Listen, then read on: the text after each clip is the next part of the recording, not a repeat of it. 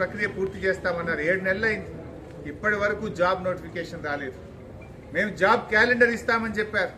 2 లక్షల ఉద్యోగాలు సంవత్సరంలోగా నింపుతామని చెప్పి ఇవాళ 7 నెలలైనా జాబ్ క్యాలెండర్కు అతిగతి లేదు. రాహుల్ గాంధీ గారికి మా నిరుద్యోగుల బాధలు వినబట్టలేవా అని నేను అడుగుతా ఉన్నాను.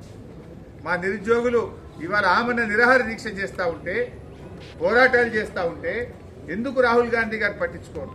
ఇవాళ ట్విట్టర్లో కూడా మా నిరుద్యోగులు రాహుల్ గాంధీకి ట్యాగ్ చేస్తూ మీ రేవంత్ రెడ్డికి చెప్పండి, ఆనాడు నువ్వు ఇచ్చిన మాట నిలబెట్టుకోండి అని చెప్పి రాహుల్ గాంధీకి ట్విట్టర్లో పోస్టులు చేస్తే కూడా మరి ఆయనకు చూడడం లేదా, కనబడడం లేదా, వినబడడం లేదా అని నేను అడుగుతా ఉన్నా.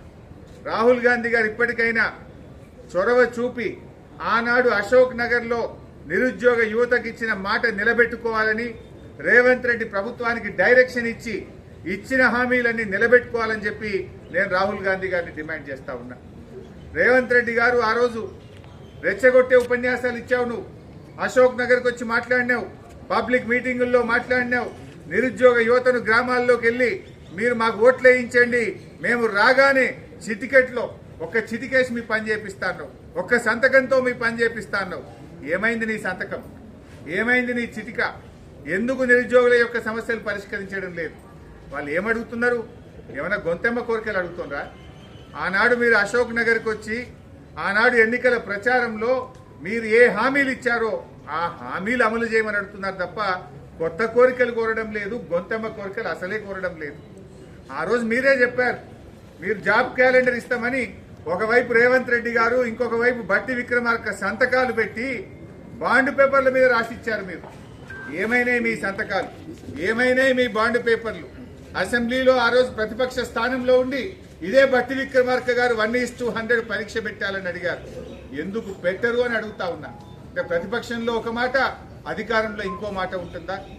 ఆ రోజు ప్రొఫెసర్ కోదండరామ్ గారు ఇదే నిరుద్యోగులను రండి అని కాంగ్రెస్ పార్టీ ఆఫీస్కు తీసుకుపోయారు, బస్సు యాత్రలకు తీసుకుపోయారు, మేమున్నామని భరోసా ఇచ్చారు.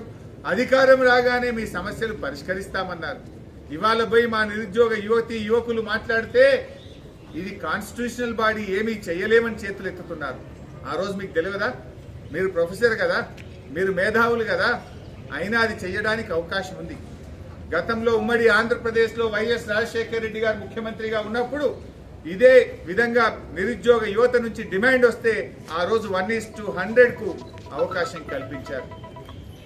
విడిపోయిన ఆంధ్రప్రదేశ్ రాష్ట్రంలో మొన్నటిదాకా ఉన్న జగన్మోహన్ రెడ్డి గారి ప్రభుత్వం కూడా 1:100 అక్కడ నిరుద్యోగ యువత డిమాండ్ మేరకు మరి నోటిఫికేషన్ ఇచ్చిన తర్వాత కూడా వారు కూడా అక్కడ చేయడం జరిగింది. మరి ఉమ్మడి ఆంధ్రప్రదేశ్లో సాధ్యమైనప్పుడు, కొత్తగా ఏర్పడ్డ ఆంధ్రప్రదేశ్లో సాధ్యమైనప్పుడు మన రాష్ట్రంలో ఎందుకు సాధ్యం కాదో రేవంత్ రెడ్డి గారు సమాధానం చెప్పాలి, కోదండరామ్ రెడ్డి గారు సమాధానం చెప్పాలని చెప్పి నేను డిమాండ్ చేస్తాను. ఇలా ప్రజాపాలన అన్నారు మీరు. ప్రజాపాలన అంటే ఇదేనా? మా నిరుద్యోగ యువకులు ప్రజాభవన్కు వెళ్ళి చిన్నారెడ్డి గారి కాళ్ళు పట్టుకున్న వీళ్ళకి కనికరం రాదు. చిన్నారెడ్డి గారు మరి మాట్లాడతా అని చెప్పిండు, ఏమైపోయింది? నీ ప్రజాపాలన, నీ ప్రజాభవన్ ఇదేనా అని నేను అడుగుతా ఉన్నాను. ఇవాళ మా యువకులు ఎవరైనా ట్విట్టర్లో పోస్టులు చేస్తే, సోషల్ మీడియాలో పోస్ట్ చేస్తే భయభ్రాంతులకు గురి చేస్తున్నారు. నీ నంబర్ కౌంట్ అవుతున్నది, నువ్వు పోస్ట్ చేసిన నీ సంగతి చెప్తాం, నీ మీద కేసులు పెట్టమని ఇవాళ నిరుద్యోగ యువకులను భయభ్రాంతులకు గురి చేస్తున్నారు.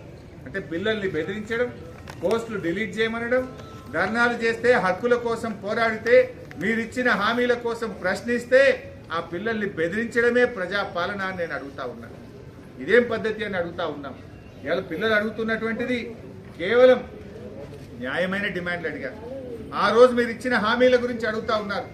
మొట్టమొదటి డిమాండ్ పిల్లలు అడుగుతున్నది, మీరు ఇచ్చిన హామీ ప్రకారం 2 లక్షల ఉద్యోగాలకు తక్షణమే జాబ్ క్యాలెండర్ విడుదల చేయాలని చెప్పి మేము నిరుద్యోగ యువతి యువకుల పక్షాన ఈ ప్రభుత్వాన్ని డిమాండ్ చేస్తా ఉన్నాం. రెండవది, ఈరోజు గ్రూప్ 1 ఎగ్జామ్స్లో మరి గత ప్రభుత్వాలు ఇచ్చిన విధంగా మీరిచ్చిన హామీ మేరకు 1:100కు మెయిన్స్ పరీక్షకు పిల్లలకు అనుమతించాలని చెప్పి డిమాండ్ చేస్తా ఉన్నాం. మూడవది, గ్రూప్ 2, గ్రూప్ 3లో ఆ రోజు మీరు పోస్టుల సంఖ్య పెంచుతామన్నారు.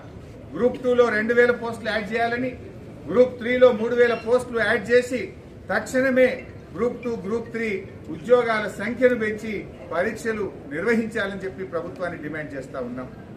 నాలుగో విషయం, ఆ రోజు జీవో 46 రద్దు చేసి తీర్తామని మీరు హామీ ఇచ్చారు పిల్లలకు.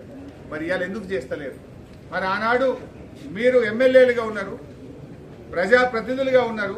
ఆ రోజు జీవో 46 రద్దు చేస్తాం మా ప్రభుత్వం రాగానే అన్నారు. ఇవాళ ఎందుకు చేయడం లేదు? 7 నెలలైనా జీవో 46 గురించి ఎందుకు నోరు మెదపడం లేదు? ఇచ్చిన హామీ నిలబెట్టుకోవాలని చెప్పి కాంగ్రెస్ ప్రభుత్వాన్ని నేను డిమాండ్ చేస్తా ఉన్నా. అదేవిధంగా డిఎస్సి మీద ఆ రోజు 25,000 ఉపాధ్యాయ ఉద్యోగాలు ఖాళీగా ఉన్నాయి. మేము రాగానే 25,000 ఉపాధ్యాయ ఉద్యోగాలతో మెగా డిఎస్సికి నోటిఫికేషన్ ఇస్తామన్నారు. ఎందుకు మరి 11,000 ఇచ్చారు? ఇచ్చిన మాట ప్రకారంగా మరో 14,000 ఉద్యోగాలు పెంచి ఆ 25,000 ఉద్యోగాలు ఉపాధ్యాయ ఉద్యోగాలను భర్తీ చేయాలని చెప్పి నేను ప్రభుత్వాన్ని డిమాండ్ చేస్తా ఉన్నా. ఇవాళ వాస్తవానికి ప్రైమరీ స్కూళ్లలో టీచర్లు లేరు. ఈ మధ్య స్కూల్ అసిస్టెంట్లుగా 9,000 మంది ఉపాధ్యాయులకు ప్రమోషన్లు ఇస్తే చాలా స్కూళ్లలో టీచర్లు లేని పరిస్థితి ఉన్నది. ప్రైమరీ స్కూళ్లలో అనేక చోట్ల టీచర్లు లేరు, ఖాళీలు ఉన్నాయి. తక్షణమే ఆ ఖాళీలను లెక్క చేసి ఈ ఉద్యోగాల సంఖ్యను 25,000కు పెంచి మెగా డిఎస్సి 25,000 ఉద్యోగాలతో నింపాలని చెప్పి ఆ డిఎస్సి పిల్లల పక్షాన మేము డిమాండ్ చేస్తా ఉన్నాం. నిరుద్యోగ భృతి అన్నావు, రాగానే 4,000 రూపాయలు నిరుద్యోగ భృతి ఇస్తా అన్నావు. ఏమైంది నిరుద్యోగ భృతి? ఎందుకు మాట్లాడతలేవు? రాహుల్ గాంధీ గారు ఎందుకు నిరుద్యోగ భృతి ఇవ్వమని రేవంత్ రెడ్డి గారికి చెప్పడం లేదు అని నేను అడుగుతా ఉన్నా. మొన్న వచ్చి రాహుల్ గాంధీ గారు 6 గ్యారంటీల్లో 5 అమలైపోయినాయని ఎన్నికల్లో ప్రచారం చేశారు. ఎక్కడైనా ఒకసారి రివ్యూ చేయండి. నిరుద్యోగ భృతి ఎక్కడొచ్చిందో చెప్పండి. తక్షణమే ఈ రాష్ట్రంలో ఉండే నిరుద్యోగ యువతీ యువకులకు ఇచ్చిన హామీ ప్రకారంగా 4,000 నిరుద్యోగ భృతి ఇవ్వాలని మేము డిమాండ్ చేస్తా ఉన్నాం. ఇలా తమ్ముడు మోతీలాల్